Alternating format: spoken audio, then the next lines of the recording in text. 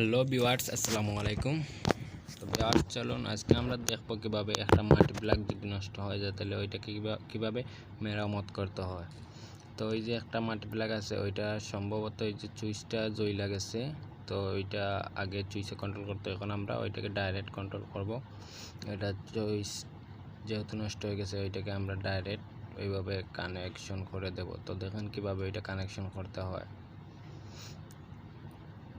তো ধরেন ফেস তার বা নিউট্রাল যেইটাই হোক, সুইচের মাধ্যমে কন্ট্রোল ছিল ওই তারটাকে ওই যে যেইটা সুইচ থেকে আবার ওই যে টার্মিনালটা আসছে ওইটার সাথে আমরা ওইটা কানেকশন করে দেব। তো আপনারা দেখতে থাকুন কীভাবে ওইগুলো কি করতে হয়। আর ভিউয়ার্স, যদি আপনি আমার চ্যানেলে নতুন হয়ে থাকেন তাহলে অবশ্যই আমার চ্যানেলটাকে সাবস্ক্রাইব করবেন, লাইক করবেন।